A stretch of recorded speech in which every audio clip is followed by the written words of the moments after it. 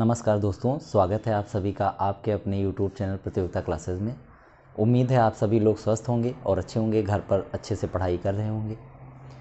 हम लोग SD यादव का सॉल्यूशन स्टार्ट कर दिए थे, संख्या पद्धति पहला चैप्टर शुरू किए थे। इसमें हम लोगों ने लगभग आधे क्वेश्चन समाप्त कर लिए हैं।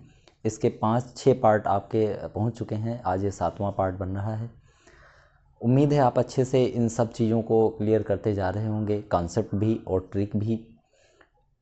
थोड़ा सा स्वास्थ्य अच्छा ना होने के कारण क्लासेस लंबित हैं। गले में खराश है तो थोड़ा दिक्कत आवाज़ को लेकर हो सकती है। बाकी आप समझने का प्रयास करना, चीज़ें आपको उतनी ही बेहतर ढंग से समझ में आएंगी। प्रश्न दिया हुआ है 2401 के साथ ऐसी कौन सी न्यूनतम संख्या को जोड़ा जाना चाहिए ताकि योग 14 से पूरी तरह विभाजित हो जाए। तो देखो ये भी प्रश्न सब वैसे ही प्रश्न है, बड़े आराम से आप कर सकते हैं। तो 14 से विभाजित करना है 2401 को, तो विभाजित करके देख लीजिए। तो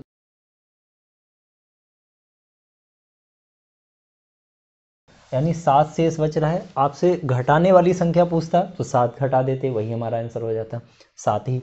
लेकिन हमसे कहा है जोड़ी जाने वाली संख्या, तो जोड़ी जाने वाली संख्या का मतलब इस 7 में हम क्या जोड़ दें कि 14 बन जाए, जिससे 14 एकम 14 पूरी तरह डिवाइड हो जाए। तो आप कहेंगे 7 में 7 ही जोड़ दिया जाए, यानी इन दोनों का जो डिफरेंस है, और डिफरेंस कितने का है 7, वही आपका आंसर हो गया, यानी बी ऑप्शन है। देखिए यदि आप चैनल पर लगातार बने रहेंगे तो आपको अच्छे से आप मैथ को सीख पाएंगे। लेकिन होता क्या है, आप एक वीडियो देखे, दूसरा वीडियो नहीं देखे, तीसरे में फिर आ गए, चौथा फिर नहीं देखे, फिर आपको लगा कि नहीं पढ़ना चाहिए, कम समझ में आ रहा, फिर आ गए।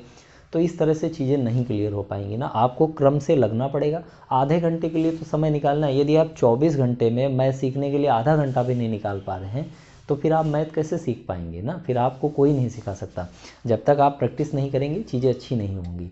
आप लगातार बनिए, कम पढ़िए लेकिन लगातार पढ़िए ना, तभी चीज़ें अच्छे से क्लियर हो पाएंगी। तो कम एक ही वीडियो आप आता है, आप बड़े आराम से उनको अच्छे से क्लियर करते जाइए। टाइम लगेगा लेकिन चीज़ें अच्छी हो जाएंगी। ठीक है, तो आइए देखते हैं, हम लोग अगले प्रश्न पे पहुंचते हैं। आइए साथियों देखते हैं अगला प्रश्न दिया हुआ है। यदि पूर्णांक n को 5 से विभाजित किया जाए तो शेष 2 प्राप्त होता है, और यदि 7n को 5 से विभाजित किया जाए तो शेष क्या प्राप्त होगा।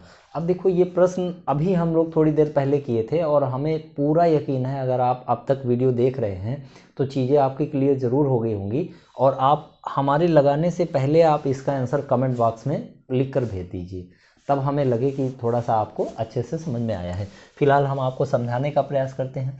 देखो इसमें लिखा गया है पूर्णांक n है जिसको 5 से तुम्हें विभाजित करना था। पूर्णांक n है, n को एक संख्या है जिसको 5 से विभाजित किया गया। उस कंडीशन में ये शेष 2 प्राप्त हुआ। भागफल हमें नहीं मालूम क्या लिखा है, लेकिन शेष हमें मालूम है। तो अगर हमको ये n का मान चाहिए तो आपको मालूम है, बहुत बार बता चुके हैं, पहले आप लगा कर देख लीजिए, फिर डायरेक्ट ट्रिक से ही आप आंसर को समझ गए होंगे अगर आप पूरा वीडियो इधर का देखे हैं, या पिछले भी वीडियो में ये बात समझाई हमने। तो n का मान निकालना है तो इन दोनों का गुणा प्लस ये, तो 5 गुणे 1 प्लस 2, तो ये हो गई वो संख्या। अब ये कह रहे हैं कि इस संख्या को नहीं लेना है, वो कह रहे हैं इस संख्या को 7 गुना करना है, क्योंकि इन्होंने कहा है कि 7n। तो 7n का मतलब इसको आप 7 से मल्टीप्लाई करा दिए। भाई 7n कब बनेगा, जब इसको हम 7 से मल्टीप्लाई कराएं, तो इधर भी तो कराना पड़ेगा। तो ये जो संख्या बनेगी उसको बताना है कि फिर इसको अगर हम 5 से विभाजित करें तब कितना शेष बचेगा। तो ज़रा गौर करके देखिए, जब आप 5 से इसको मल्टीप्लाई करेंगे तो 5 गुणे 7 ऐसा बन जाएगा पहले वाला, और जब 2 से मल्टीप्लाई कराएंगे तो 2 गुणे 7 बनेगा। अब आप जब 5 से काटेंगे तो देखो इसमें 5 है तो ये तो 5 से कट जाएगा, लेकिन जब आप 5 से इसको डिवाइड करेंगे ना तो ये कहाँ डिवाइड होगा, क्योंकि इसके पास तो 5 ही है नहीं। ये कितना बना, 7 दूनी 14, तो 14 को जब आप 5 से डिवाइड करेंगे तो 5 दूनी 10, और ये 4 शेष आपका बच जाएगा। यही आपका फाइनल जवाब है। तो देखो हमें ये पूरा करना ही नहीं है, जैसा कि हम पहले प्रश्न में बता चुके हैं, हमें इतने कर लेना है, सीधे दिमाग लगाना है और इतने कर लेना, वही हमारा जवाब। ये सब करने की जरूरत ही नहीं है भाई। जब इन्होंने कहा है कि n कोई संख्या थी तो 5 से विभाजित करने पर 2 शेष मिल गया, तो पहले 2 शेष मिल गया। अब क्या कह रहे हैं कि 7n हो जाए, तो जो शेष था उसमें भी तो 7 गुना हो गया होगा। यदि संख्या में 7 गुना हो गया, यदि संख्या में 7 गुना हो गया तो शेष में भी तो 7 गुना हो गया होगा। तो वही हमने कहा था कि आप इसके इतना डायरेक्ट गुना कर दीजिए, और बस जिसे भाग करने को कहा है भाग करके देख लीजिए। हमने आपको बहुत बार समझाया है, जो शेष पहले बचा होगा उसी को भाग करके देख लेना है कितना शेष बचेगा, वही फाइनल जवाब है। लेकिन इन्होंने अब शेष उतना नहीं रखा है, संख्या को 7 गुना कर लिया है, तो हम शेष को भी 7 गुना कर लेंगे और फिर भाग करके देख लेंगे कितना शेष बच रहा है। अब हमें उम्मीद है कि आप चीज़ों को अच्छे से समझ पाए होंगे। अगर बढ़िया समझ में आ रहा है तो वीडियो को लाइक ज़रूर करें और बढ़िया आगे मनोरंजन करते मैथ को सीखते चले जाएं। आइए देखते हैं, हम लोग अगले प्रश्न पे पहुंचते हैं। ये क्वेश्चन दिया हुआ है, जब किसी धन पूर्णांक को d से विभाजित किया जाता है तो शेष 15 प्राप्त होता है। जब उसी संख्या के 10 गुने को d से विभाजित किया जाता है तो शेष 6 प्राप्त होता है। तो d का न्यूनतम मान ज्ञात कीजिए। देखो इस टाइप के क्वेश्चन किए थे, लेकिन जो हम लोग क्वेश्चन कर रहे थे उसमें हमको शेष निकालना होता था, लेकिन इसमें शेष दिया हुआ है और वो संख्या हमको निकालना है। तो थोड़ा सा क्वेश्चन बदला हुआ है पहले वाले से, लेकिन हम करेंगे वैसे ही। लेकिन पहले कॉन्सेप्ट से कर लेते हैं, उसी कॉन्सेप्ट से फिर हम लोग डायरेक्ट ट्रिक से समझेंगे तो और मज़ा आएगा। बस जो लोग इसी क्वेश्चन में इधर ही जुड़े हैं उनसे रिक्वेस्ट है कि पिछले वीडियो देख लें, तब यहाँ पर आएँ तो और बेहतर समझ में आएगा। बाकी हम समझाने का प्रयास करेंगे कि चीज़ें आसानी से समझ में आ जाएँ। तो जैसे यहाँ देखो लिखा हुआ है कि कोई धन पूर्णांक है जो d से विभाजित किया जाता है। धन पूर्णांक मालूम नहीं है, हम मान लेते हैं कि कोई एक ऐसी संख्या है जो d से विभाजित की गई। उस कंडीशन में इन्होंने बताया है शेष 15 प्राप्त होता है, तो ये 15 आ गया। अब यहाँ पर क्या आएगा वो हमको नहीं मालूम है, ठीक है, ऐसे हमने लिख लिया।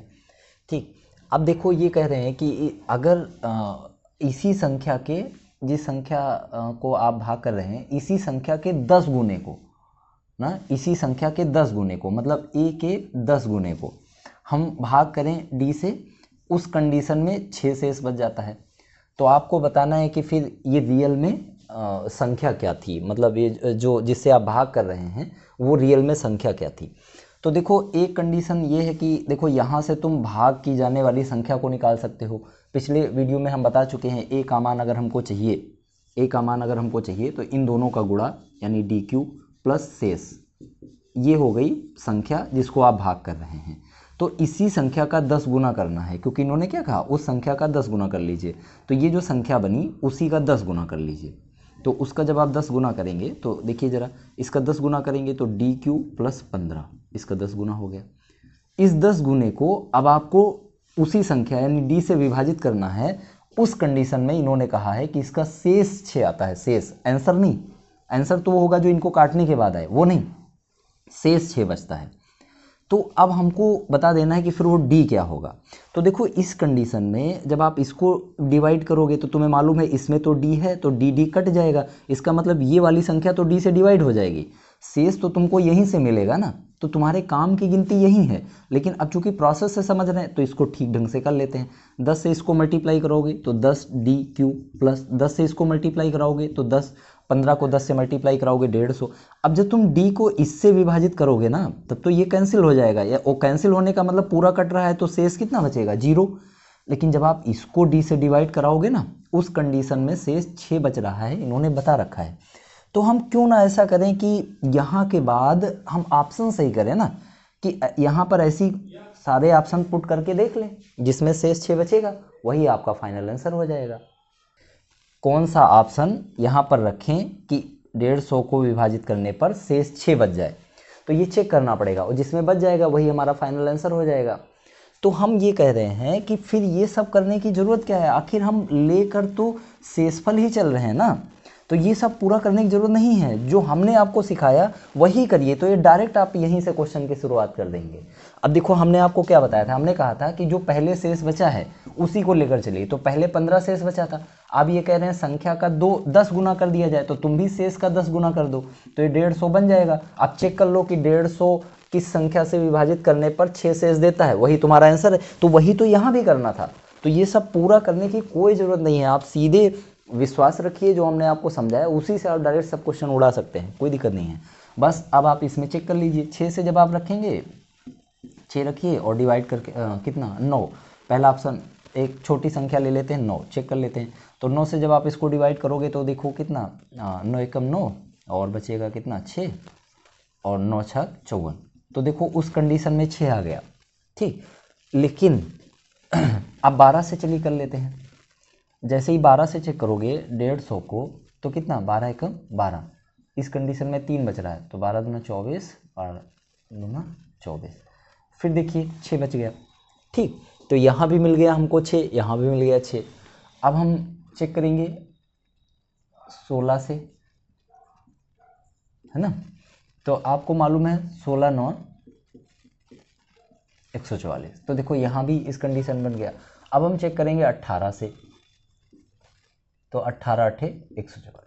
इस कंडीशन में आप देखिए, आप गौर कीजिए कि ऐसा कोई ऑप्शन ही नहीं बना जिसमें शेषफल 6 ना मिला हो। तो इस कंडीशन में फिर हमारा जवाब क्या होगा? तो फिर हमारे प्रश्न में लिखा गया है डी का वह न्यूनतम मान। तो न्यूनतम मान लिखा गया है, इसका मतलब सबसे छोटी संख्या चाहिए, तो उस कंडीशन में 9 हमारा आंसर हो जाएगा। पर नहीं, 9 हमारा आंसर कतई नहीं हो सकता। क्यों? क्योंकि अगर 9 भाजक है तो आप यहाँ बताइए, अगर 9 भाजक है तो पहली बार जब विभाजित किया गया था तो उस कंडीशन में तो 15 शेष बचाया था।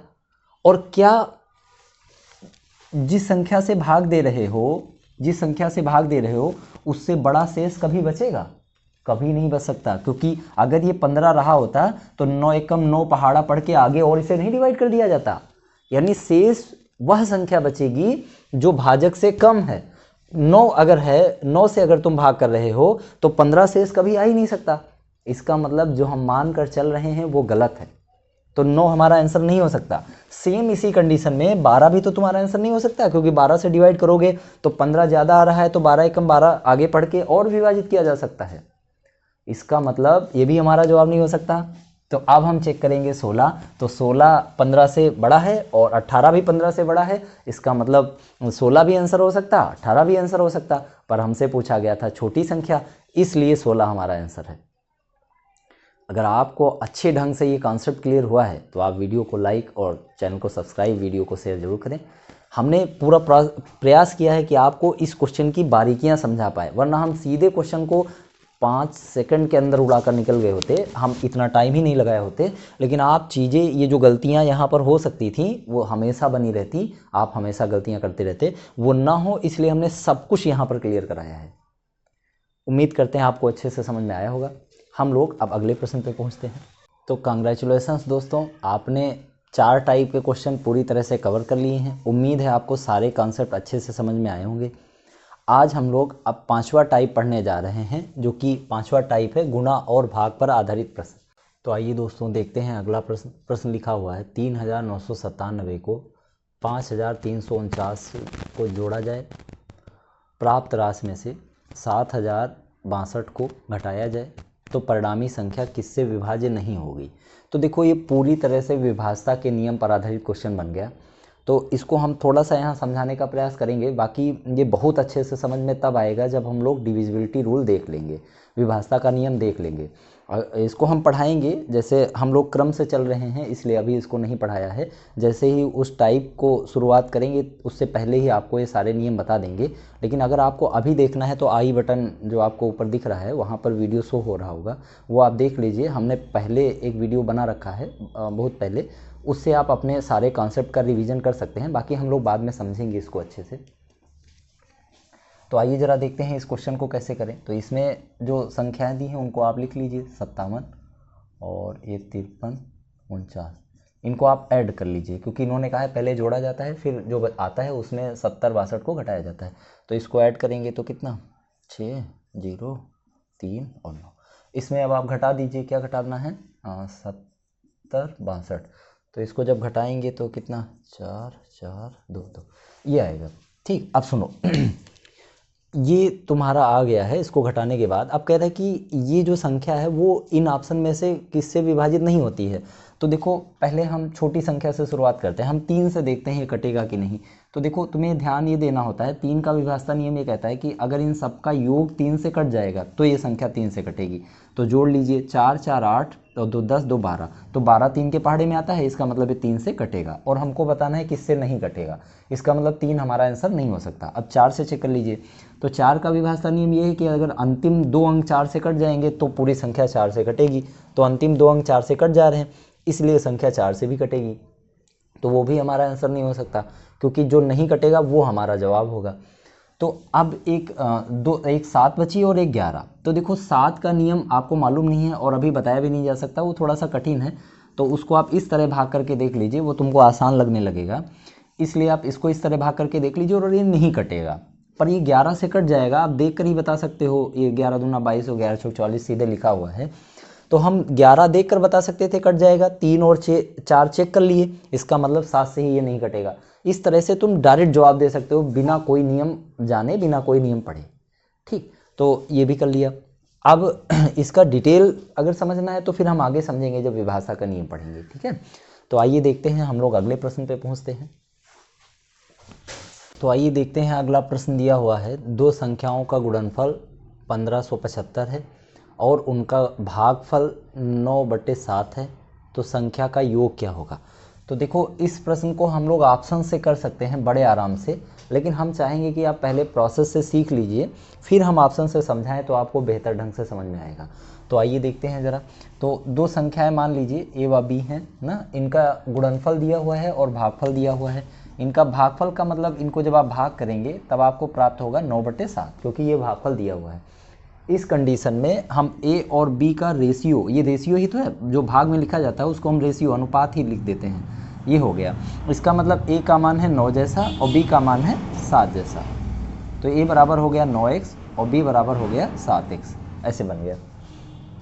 अब देखिए 9x 7x, अब इन्होंने कहा है कि इसका गुणनफल 1575 है, गुणनफल 1575 है और आपको योग निकालना है। तो पहले तो गुणनफल लेकर के इसको x का मान निकाल लो और फिर योगफल बोले हैं तो इसको जोड़ करके आगे वहाँ x का मान पुट कर देना, आंसर आ जाएगा।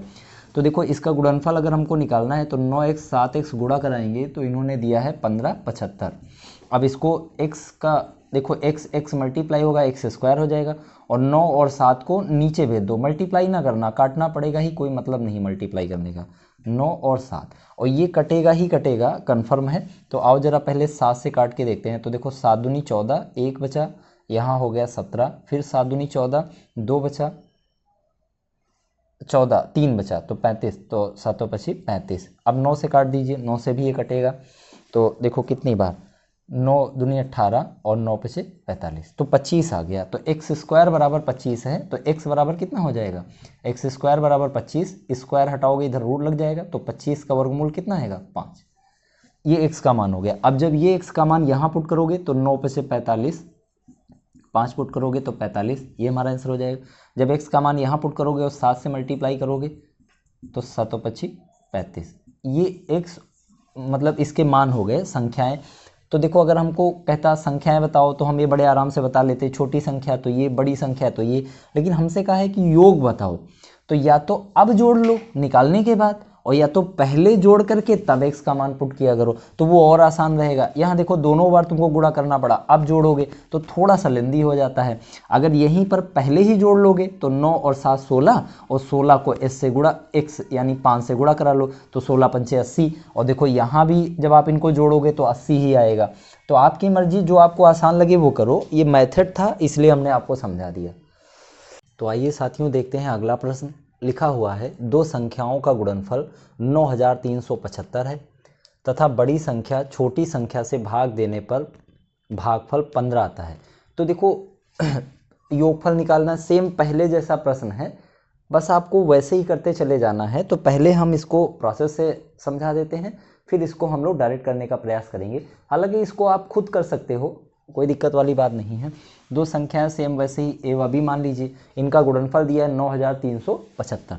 तो इनका गुणनफल से पहले आप इनका भागफल देख लीजिए, क्योंकि वहाँ से हमको रेशियो पता चल जाएगा। तो इनका जो भागफल है वो दिया हुआ है 15। तो जब हम छोटी संख्या को बड़ी संख्या से भाग देते हैं, बड़ी संख्या को छोटी संख्या से भाग देते हैं, तो हम मान लेते हैं कि ए बड़ा है बी से, तो बड़ी संख्या को छोटी संख्या से भाग देते हैं, उस कंडीशन में 15 आता है। इसका जो आंसर आएगा वो 15 आएगा। तो 15 लिख दिया, और बटे में आप 1 मान सकते हो, क्योंकि बटे में कुछ नहीं है, मतलब 1 पिछले वाले प्रश्न में अपान में दिया हुआ था, इसमें नहीं दिया है तो हम 1 मान लेते हैं। अब देखो a का मान फिर कितना हो जाएगा 15x, क्योंकि अनुपात है, जब भी टूटेगा एक कांस्टेंट ऐड हो जाएगा। और ये कितना हो जाएगा, ये 1x होगा पर 1 लिखा नहीं जाता, इसलिए आप x लिख दीजिए। अब देखो, अब वही कंडीशन, इनका गुणनफल दिया है तो इनको गुणा करा के फिर गुणनफल से आप x का मान निकाल कर पुट करो, या डायरेक्ट आप देख लो 15x 16, तो वह ऑप्शन सही होगा जिसमें 16 है। इस तरह भी आप ऑप्शन से कर सकते हैं। पहले चलो हम लोग प्रोसेस से कर लेते हैं। तो आप देखिए इनका गुणा, तो 15x गुणे x, इनको गुणा किया तो कितना आ रहा है 9375। तो x गुणा होगा x², और 15 से आप इसको डिवाइड करा दीजिए तो 9375, इसको आप जब 15 से डिवाइड करेंगे तो 15 से पूरा पूरा काट दीजिए, 625 बार पूरा कैंसिल हो जाएगा। तो एक्स स्क्वायर का मान आ गया 625, तो एक्स का मान कितना हो जाएगा, रूट लगा दीजिए। तो 625 का वर्गमूल कितना होता है, 25, वही हमारा एक्स का मान हो जाएगा।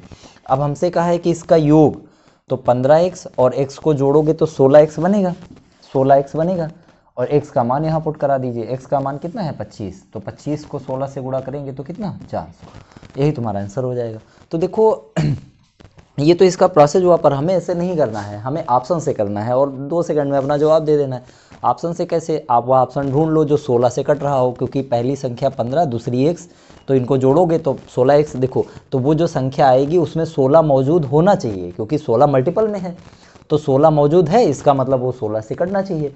तो वही ऑप्शन आप अपने चारों में से ढूंढ लीजिए, जो 16 से कट जाए तो केवल एक संख्या वही 400 जो 16 से कट जाएगी वही आपका आंसर हो जाएगी।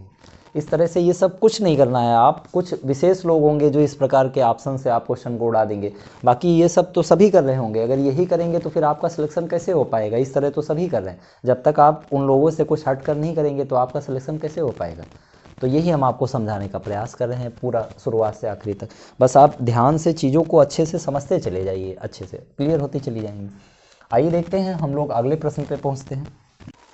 देखो अगला प्रश्न दिया है, ये आप खुद से कर सकते हैं, सिंपल सा क्वेश्चन है, तो बिना देरी किए और तुरंत कर लेते हैं। क्वेश्चन दिया हुआ है, दो संख्याओं का गुणनफल 11,520 है, उनका भागफल 9/5 है, तो आपको दोनों संख्याओं का अंतर निकाल देना है। बस इतना ही अंतर है, उसमें योगफल पूछा गया था, इसमें अंतर पूछा गया था, बाकी चीज़ें वही हैं।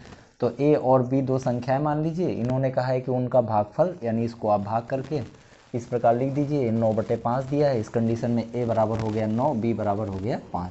इनका अंतर, पहले गुणनफल से आप x का मान निकाल लीजिए, इसको जब आप तोड़े हैं तो एक कांस्टेंट ऐड हो जाएगा।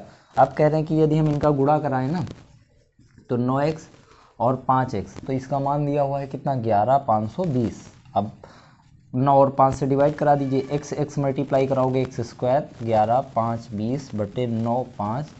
अब 9 से 5 से दोनों से काट दीजिए, तो पहले देखिए 5 से काटते हैं, 5 दूनी 10 और 5 15 अब 2 से डिवाइड नहीं होगा, 500 को 20। अब इसको आप डिवाइड करा दीजिए 9 से, तो आप देखेंगे 9 दूनी 18 और 5 बच गया तो 50 हो गया, तो 9 बचे 45 और इस बार 5 बच गया तो 9 छाप होगा।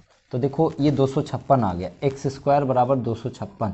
तो x बराबर, ये वर्गमूल निकाल दीजिए, इधर रूट लगा दीजिए, एक्स स्क्वायर हटाइए, रूट लगाइए, और इसका रूट निकालेंगे तो कितना 16, 16 का स्क्वायर ही तो 256 होता है। तो x का मान आ गया 16। अब जहाँ x का मान पुट करेंगे वो हमारा आंसर आ जाएगा। इन्होंने कहा है कि दोनों संख्याओं का अंतर ज्ञात कीजिए, तो इन दोनों को घटा दीजिए, तो आप पाएंगे 4x, और 4x जब आ गया बस 16 से आप मल्टीप्लाई करा दीजिए, x का मान 16 रखना है ना, तो 16 से मल्टीप्लाई कराएंगे तो 16 चौको 64, यही आपका आंसर हो जाएगा। तो वैसे भी 4 का मल्टीपल आप डायरेक्ट ढूंढ लेते तब भी आपको मिल जाता, ठीक। तो 64 ही हमारा आंसर हो जाएगा। उम्मीद करते हैं आपको अच्छे से समझ में आया होगा, कुछ क्वेश्चन में था ही नहीं। आइए देखते हैं हम लोग अगले प्रश्न पे पहुंचते हैं।